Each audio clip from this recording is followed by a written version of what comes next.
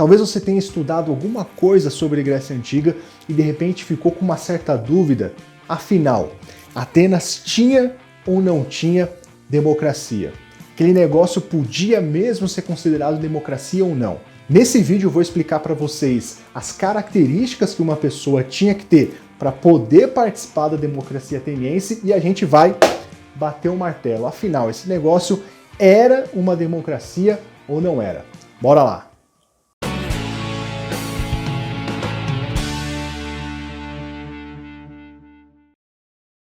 Galera, todo mundo sabe que, antes de tudo, a cidade de Atenas não era uma democracia. Na verdade, ela era uma monarquia, onde um rei governava sozinho, e aí depois passou a ser uma oligarquia, onde os proprietários de terras exerciam poder, e só aí, depois de ser uma oligarquia, Atenas se transformou numa democracia. Agora, a gente não pode negar que no meio desse processo, onde Atenas foi se tornando aos poucos uma democracia, muitas características sociais e até mesmo características culturais permaneceram na sociedade ateniense. Por isso, quando surgiu a democracia em Atenas, não era todo mundo que podia participar.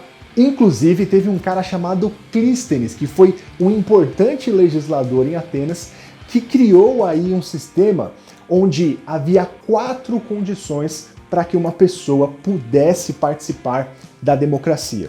Para participar da política em Atenas, tinha que ser homem, maior de 21 anos, tinha que também ter nascido na cidade de Atenas e tinha que ser livre. Pessoal, de todas essas características aí, você até pode bater o olho e falar, pô, beleza, os atenienses consideravam ali que tinha que ter mais de 21 anos, hoje no Brasil tem que ter mais de 16 anos, pelo menos, né, 16 anos para poder participar da política, tá mais ou menos ali, é uma questão cultural, naquela época eles colocavam um pouco mais para cima, de boa.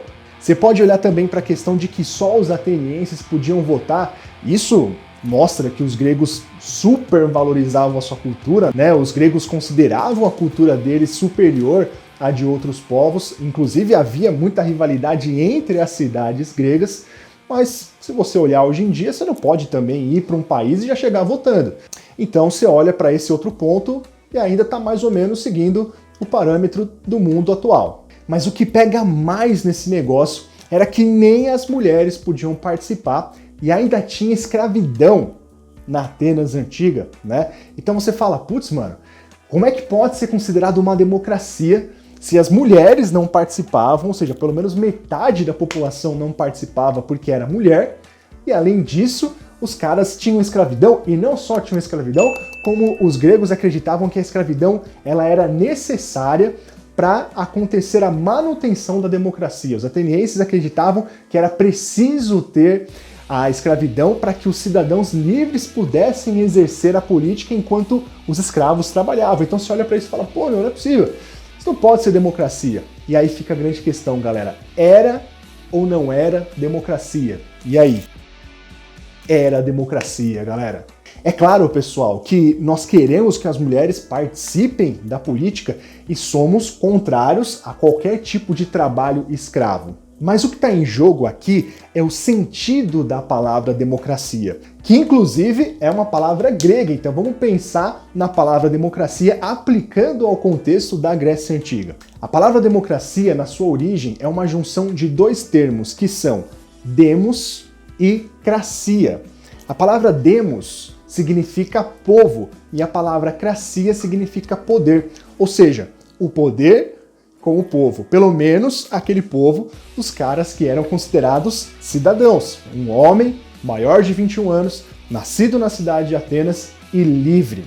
Portanto, pessoal, por mais que fosse injusto naquela época ter a ausência aí das mulheres e ter também a prática da escravidão, mesmo assim, na visão dos gregos antigos, isso era uma coisa natural e para eles estavam sim praticando a democracia. Por isso que a gente precisa fazer é aplicar o conceito de democracia grega, democracia ateniense, lá na Grécia Antiga.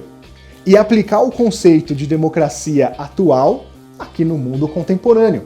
Aliás, se a gente não misturar as coisas, isso vai facilitar para que a gente consiga entender melhor o passado e a nossa realidade atual, para que hoje a gente busque uma sociedade mais justa. E aí então você pode se perguntar, beleza, entendi que a gente tem que aplicar um conceito histórico naquela época e analisar a sociedade contemporânea a partir dos conceitos atuais. Mas por que a democracia ateniense é considerada tão importante? Por que a gente para estudar esse negócio e tal, se ela era tão excludente? Aliás, olha só, tem historiador que fala que só 6% da população ateniense aproximadamente participava. Então, 94% da população ficava de fora. Por que é tão importante esse negócio assim, então? Aí que tá, galera. Lembra que eu falei para vocês lá atrás que antes de ser uma democracia, Atenas tinha sido uma oligarquia? Pois é, a grande diferença nessa passagem foi que antes da democracia só podia participar da política quem tinha grana, quem tinha terras.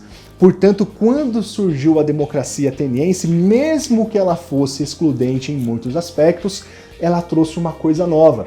Agora não precisava mais de grana para poder votar. Até mesmo as pessoas pobres poderiam participar da política em Atenas. E essa foi a grande novidade, essa foi a grande inovação dos atenienses na história. Galera, se vocês querem saber mais sobre Grécia Antiga, não deixa de se inscrever aqui no canal, porque tem uma playlist aqui só sobre Grécia Antiga, aprofundando essa temática aqui de Atenas, e tem também vídeos sobre vários outros assuntos, e a gente posta vídeo toda semana com temas variados, então não deixa de se inscrever para você ficar por dentro aí de todas as novidades. Inclusive vou deixar aqui playlist de Grécia Antiga na descrição do vídeo, vou colocar também nos primeiros comentários e vai aparecer em algum lugar aqui como indicação para vocês clicarem. Passa lá porque tem muito conteúdo bom para vocês se aprofundarem.